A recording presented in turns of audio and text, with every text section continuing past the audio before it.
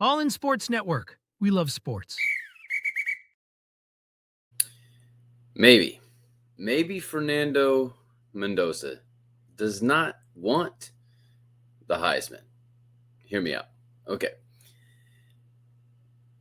Here are the most successful NFL quarterbacks that have won the Heisman.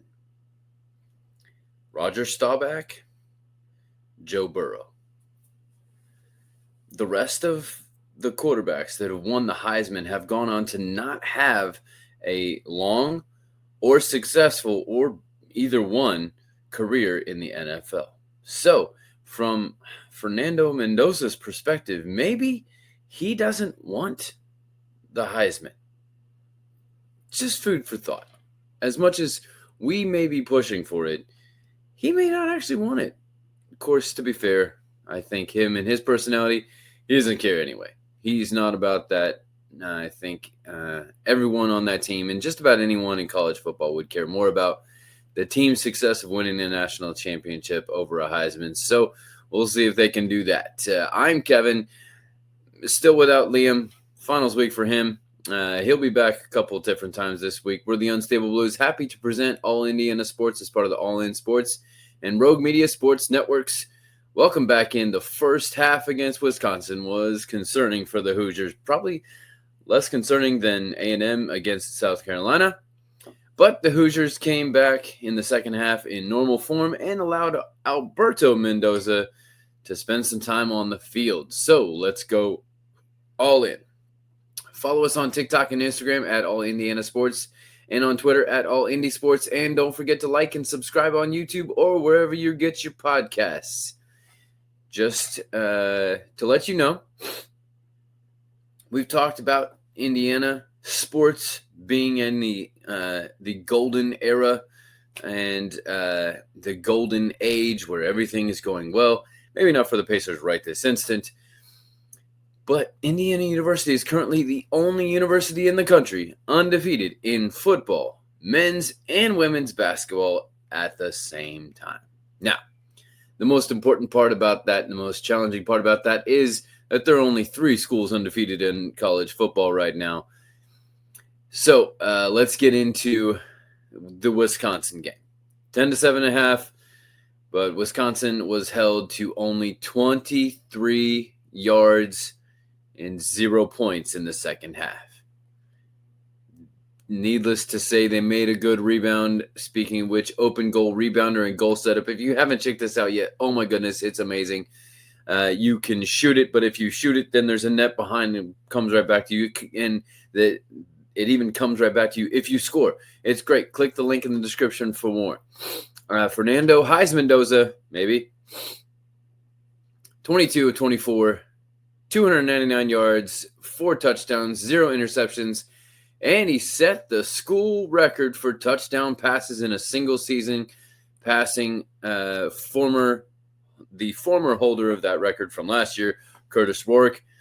For all of the people who said, well, the Penn State game, he was terrible in the game, and he only bailed them out at the end from his own mistakes. Well, how's this? He threw for more touchdown passes than he did incompletions, for all you just saying fans out there. Roman Hemby went 14 carries for 58 yards. So it wasn't that great of a day for the run game. Charlie Becker, though, 108 yards, 2 consecutive over 100-yard games, and on only 5 catches and had a touchdown. Riley Nowakowski, 4 catches for 65 yards and a touchdown against his former team. The other touchdown, I think Omar Cooper had another touchdown in there as well as I can't remember, the name is escaping me because he's only played a few, but he definitely scored his second touchdown of the season for a little bit deeper cut on the roster there. Aiden Fisher, 7 tackles.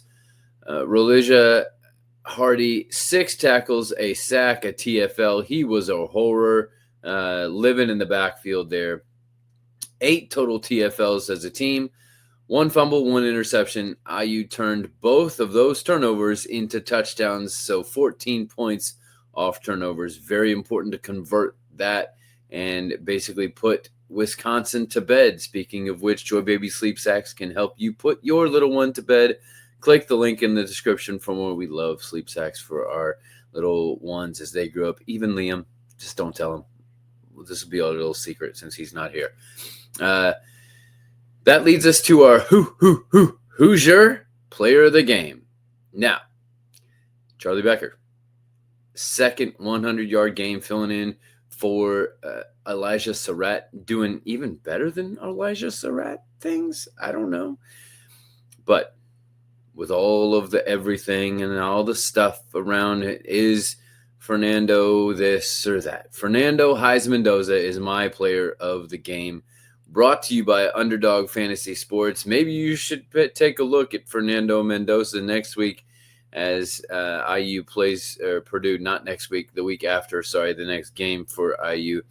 Maybe you want to put together some NFL stuff, and maybe Benedict Matherin's back. Maybe you think he's going to do good. Maybe you can put together any people from any sports you want. Put them together you don't just have to have one person. You can have 2, 3, 4. If one hits, you make some money. If 2 hit, you make more money. 3, boom, boom. You stack them. You make the correct picks, the correct predictions. Boom, you could score a lot of money. Check this out from Underdog Fantasy Sports. Football's back, and Underdog is the best place to make picks and win money all season long. Playing on Underdog is easy. Just pick whether your favorite players will go higher or lower on stats like touchdowns, receiving yards, interceptions, and more. Get your picks right, and you could win up to 5,000 times your cash. Download the app today. Sign up with promo code COLTS. To score $100 in bonus funds or bonus entries when you play your first $5, that's promo code COLTS. Millions of fans have already won billions making picks on Underdog. Will you be next? Underdog, make picks. Win money. Must be 18 and up, 19 and up in Alabama, Nebraska, 19 and up, and in Colorado for some games, 21 and up in Arizona, Massachusetts, and Virginia, and must be present in a state where Underdog Fantasy operates. Terms apply. Offer not valid in Maryland, Michigan, Ohio, and Pennsylvania. Concerned with your play? Call 1-800-GAMBLER or visit www.ncpgambling.org. In New York, call the 24/7 HOPE line at 1-877-8-HOPE-NY or text HOPE-NY. That's 467 369. All right, so there you go. IU's on a bye week this week, so there's not a whole lot to talk about. I'm just going to address one thing that I think needs some work, and I think this also probably needs work in the Colts organization as well. Hopefully they got that cleaned up in their bye week as well. You can check out Friday's episode as we will preview the all-important Colts-Chiefs game. The thing to work on would be figuring out pressure, how to absorb pressure, how to pick up blitzes and stunts and different things like that. When IU has gone against a really superb defensive line, that has been a problem. Oregon, Penn State, the two that are coming to mind right now, Iowa as well. Okay. We've said since the beginning that a Curt Cignetti team does not make the same mistake twice, but this has been a reoccurring theme. And so this can only be fixed with repping it and training and all that kind of stuff. So got to get that done. Speaking of training, Farm Hounds can help you train your puppies with healthy treats like we do at Country Mountain Dogs. Click the link in the description for more on that. That leads us to third and short. It's the Big Ten update. Minnesota 13, Oregon 42. UCLA 10, Ohio State 48. Nothing surprising there. Iowa 21, USC 26, Michigan 24, Northwestern 22. That was in Wrigley Field. Penn State 28, Michigan State 10, Maryland 6, Illinois 24, Purdue 13, Washington 49. So who do I think is the biggest loser of those? Oh, man. I think Iowa... you know what? I do this a lot. The biggest loser is Michigan only winning by 2 not in Northwestern, but in Wrigley Field against Northwestern. I think that in order to keep their potential hopes for any playoff alive, they needed to win by more than 2. And so they may be done. Iowa also may be done. The reason I didn't pick that is because I think USC is the biggest winner here. Putting Iowa away and increases their chance at a potential playoff spot. We'll see how it all shakes down, whether the Big Ten only gets 2, 3. Let's see if the Big Ten can squeeze 4 out of the 12 spots. We will see how that all shakes down. Right now, it looks like a collision course for number 1, number 2 in Indianapolis for the Big Ten championship, and pretty much all of the marbles for the number 1 seed. But as we saw in last year's playoffs, the number 1, the top 4 spots may not actually be where you want to be, because you don't get a home game and you have a week off and you kind of lose a little bit of momentum. Can you imagine IU having time off between 3 weeks off between Wisconsin and I guess it would be 3 weeks off between Wisconsin and their first playoff game, sliding Purdue in there and then Ohio State. I don't know if this is good or not. We'll see. All right. Well, that's it. That's all the time we've got for today. We'll be back tomorrow with our unstable Pick 6 NFL predictions. Liam will be back for that. Then we will have our Keep the Pace weekly update on the Pacers. My goodness.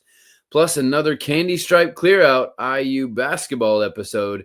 And we'll finish off the week with our preview of a definitive Colts-Chiefs game. So I'm Kevin without Liam once again, reminding you to stay all Indiana. All in Sports Network. We love sports.